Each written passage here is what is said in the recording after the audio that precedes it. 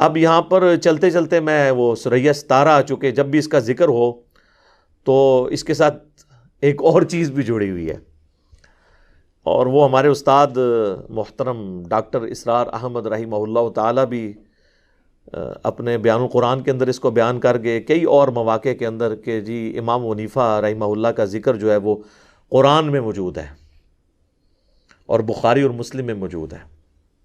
اور یہ صرف حنفیوں کا مسئلہ نہیں ہے، یہ غلام احمد قادیانی دجال کے ماننے والے کہتے ہیں کہ غلام احمد قادیانی دجال کا ذکر جو ہے وہ قرآن کے اندر اور بخاری مسلم میں موجود ہے۔ 8 سے آلموسٹ 12-13 سال پہلے کی بات ہے، آلموسٹ 12 سال کی کہہ لیں آپ۔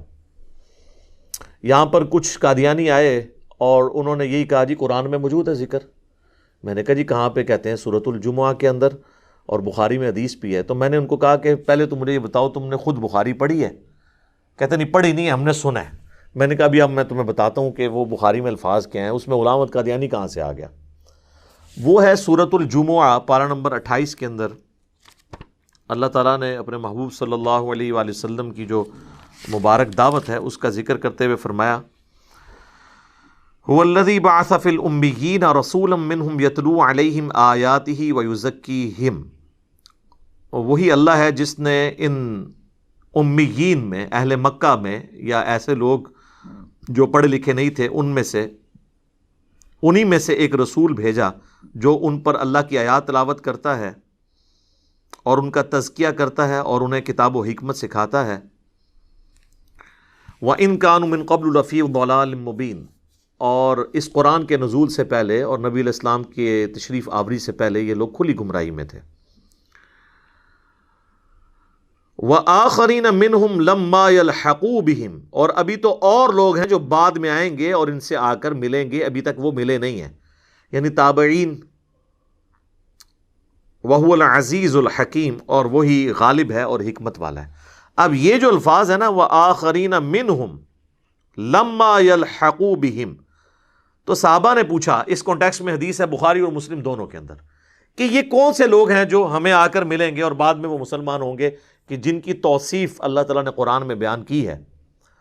تو نبی صلی اللہ علیہ وآلہ وسلم نے حضرت سلمان فارسی جو آپ کے پاس بیٹھے ہوئے تھے ان کے کندھے پر ہاتھ رکھ کے کہا کہ اگر دین ثریا ستارے کی چوٹی پر ہوتا تو اہل فارس میں سے کچھ لوگ اس سے بھی حاصل کر لیتے، یعنی حضرت سلمان فارسی اتنی دور سے آ کر انہوں نے اسلام قبول کیا اور کتنے انہوں نے ادیان بدلے، آتش پرست تھے، پھر وہ اہل کتاب میں سے ہوئے، یہود و نصارہ میں سے، اینڈ پہ مسلمان ہوئے۔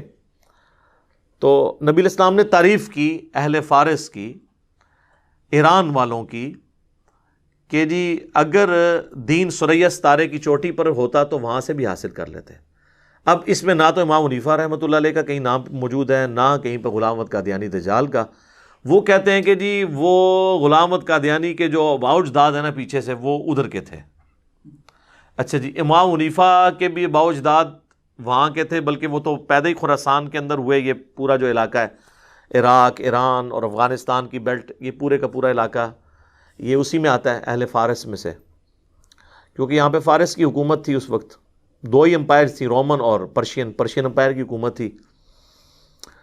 تو حالانکہ میں نے اس پہ بھی بات کی ہے کہ امام حنیفہ رحمہ اللہ کے جو بااجداد ہیں وہ افغانستان سے گئے ہوئے ہیں، وہ نسلاً جو ہیں وہ افغانی ہیں، پھر بعد میں وہاں پہ شفٹ ہو گئے تھے۔ بہرحال وہ دھکے سے وہ ثابت کرتے ہیں۔ تو اس طرح تو آپ کسی کو بھی بیچ میں فٹ کر سکتے ہیں، جب تک نام نہیں آئے گا آپ اسپیسیفکلی کہہ تو نہیں سکتے۔ اگر مجھ سے پوچھے تو میں ان سب سے زیادہ اہل سمجھتا ہوں امام مسلم کو، جو پیدا ہوئے نیشا پور کے اندر، اور آج بھی ایران کے اندر نیشا پور شہر موجود ہے۔ یہ قبیلہ قشیریہ جو تھا اس سے یہ تعلق رکھتے تھے، امام مسلم بن حجاج القشیری النیشا پوری۔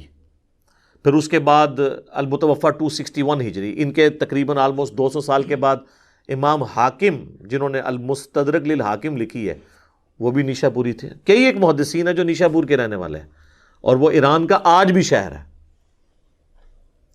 کوفہ میں اگر امام حنیفہ پیدا ہوئے ہیں تو کوفہ آج ایران کا شہر نہیں، عراق کا ہے، اگرچہ اس زمانے میں وہ بھی فارس میں آتا تھا، لیکن جو آج بھی فارس ہے اور ایران ہے اس میں تو اسپیسیفکلی امام مسلم آتے ہیں، تو ان کے فضائل میں تو کوئی بیان نہیں کر رہا ہوتا اس حدیث کو. تو اس طریقے سے کسی چیز کو اٹھا کے کسی اور کے اوپر فٹ کر دینا یہ اتنا آسان کام نہیں ہوتا. آپ اسیسمنٹ ضرور کر سکتے ہیں. ایک عام آدمی جو ہے وہ جب ایک بڑی شخصیت سے سنتا ہے جی قرآن کے اندر امام حنیفہ کا نام آیا ہے یا امام حنیفہ کا ذکر آیا ہے، تو وہ تو پھر یقین ہی کر لیتا ہے کہ واقعی موجود ہوگا. اور پھر ظاہر ہے کہ جو پھر کوئی علمی اختلاف کرے گا تو وہ کہیں گے جی یہ تو قرآن سے اختلاف کر رہے ہیں. تو ایک غلطی جو ہے اس کی پھر کورالریز کہاں تک جاتی ہیں. تو یہ ثریا ستارہ جو ہے اس حوالے سے بھی کافی مشہور تھا، اس لیے میں نے اس کو اس کے ساتھ بھی ذکر کر دیا تاکہ لوگوں کو پتہ چل جائے کہ ثریا ستارے کے حوالے سے جو مسکنسیپشن پھیلائی گئی ہے کرونا وائرس کے اعتبار سے ہو یا علم نجوم کے اعتبار سے ہو، یہ بالکل غلط ہے. اور باقی جو اپنے اپنے بزرگوں کے فضائل اور برکات جو اس کے ذریعے بیان کیے گئے ہیں وہ بھی بالکل غلط ہے. ٹھیک ہو گیا جی. اللہ تعالیٰ سے دعا ہے جو حق بات میں نے کہی اللہ تعالیٰ ہمارے دلوں میں راسخ فرمائے. اگر جس بات میں میرے منہ سے کوئی غلط بات نکل گئی تو اللہ تعالیٰ ہمارے دلوں سے معاف کر دے. ہمیں کتاب و سنت کی تعلیمات پر عمل کر کے دوسرے بھائیوں تک پہنچانے کی توفیق عطا فرمائے. سبحانک اللہم و بحمدک اشہد ان لا الہ الا انت استغفرک و اتوب الیک وما علینا الا البلاغ المبین. جزاکم اللہ خیرا.